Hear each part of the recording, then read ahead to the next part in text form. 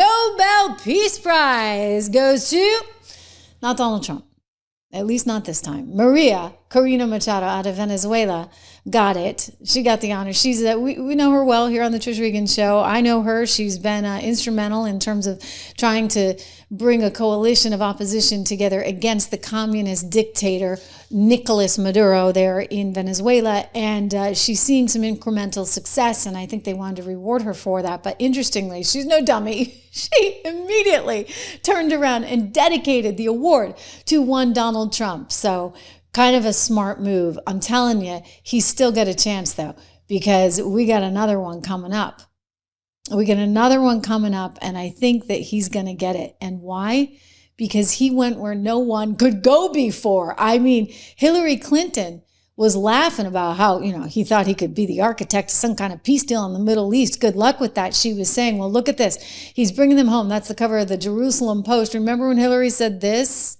If President Trump were the architect of that, I'd nominate him for a Nobel Peace Prize. So, Hillary, what are you waiting for? I think you better get going because there's another one coming up, and he just did it. In fairness to, I don't love the Nobel Peace Prize Committee. And by the way, I sent out a tweet earlier today because I was livid. I was like, how could he not get this?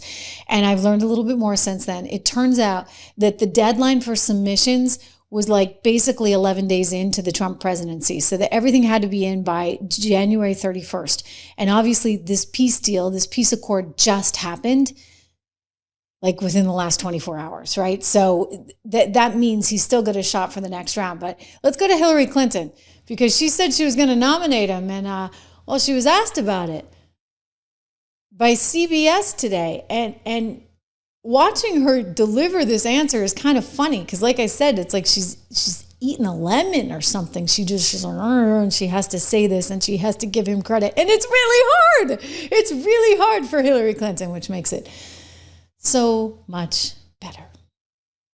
Secretary Clinton, let me start with you. Does this diplomatic breakthrough make you hopeful about what's next? Wait for it.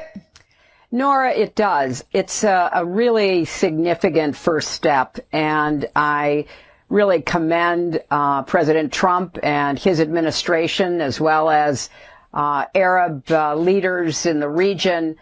Does she not look like a bit of a hostage victim there? I mean, like eyes wide open. And I commend President Trump. You better commend him. I mean, hey, that's better than Obama. Obama put out a tweet. Obama didn't even have the grace or decency or dignity to say anything about Trump. He just, applauded the international community for this one. And I love it because Junior responded with, yeah, you're welcome. Okay, you're welcome. At least David Ignatius from the Washington Post admitted this was a big deal. The deal that President Trump is announcing played a key part in negotiating. It is a significant change. This war was blocked for 2 years. President Biden, who preceded him, was unable to find a way to stop it. President Trump found that way by being tough on both sides.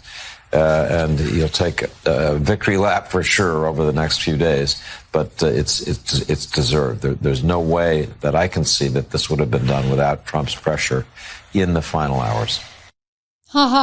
Okay. You know what?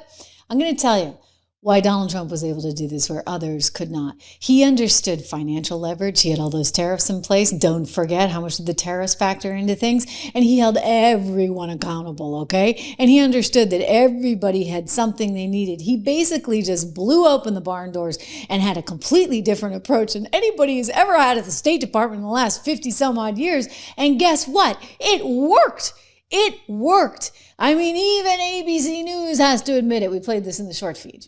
Donald Trump getting phase one of a peace deal. He may go down in history as the greatest president ever, and ABC's forced to admit it. Make no mistake, it looks like President Trump has actually pulled off something here that many presidents before him have failed to do.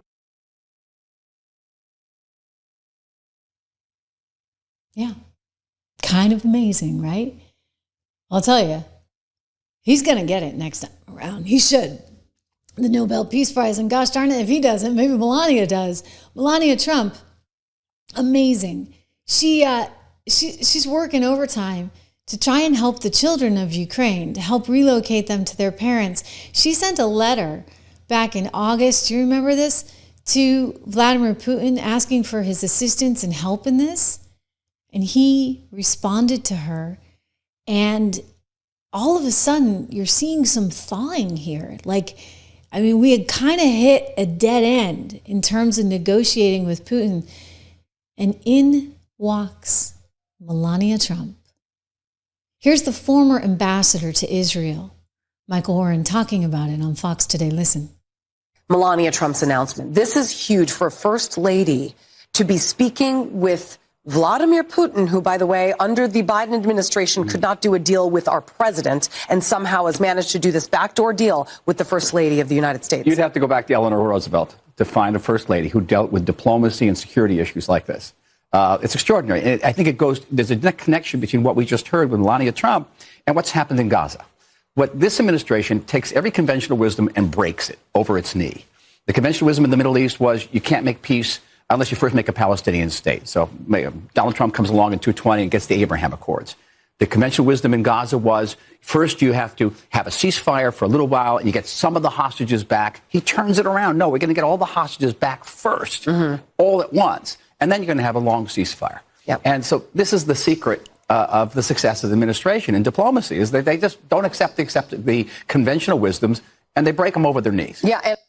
Right, because you know what? Donald Trump comes from the business world, and you need somebody from the business world out there doing deals, making things happen, because they're not a bunch of politicians in the business world that basically have a zero-sum game. He realizes everybody's got a little something at stake. He finds their weak point and goes in for the kill. And you know what? It winds up that the world is a better place. Here's Melania Trump. I mean, this is extraordinary. She spoke today about her efforts. She has gotten a response from Vladimir Putin, and this is amazing. A child's soul knows no borders, no flags. We must foster a future for our children, which is rich with potential, security, and complete with free will. A world where dreams will be realized rather than faded by war. Much has unfolded since President Putin received my letter last August. He responded in writing, signaling a willingness to engage with me directly and outlining details regarding the Ukrainian children residing in Russia. It's amazing. And since then, President Putin has been working with Melania Trump to help these children be reunited with their families. And isn't that amazing?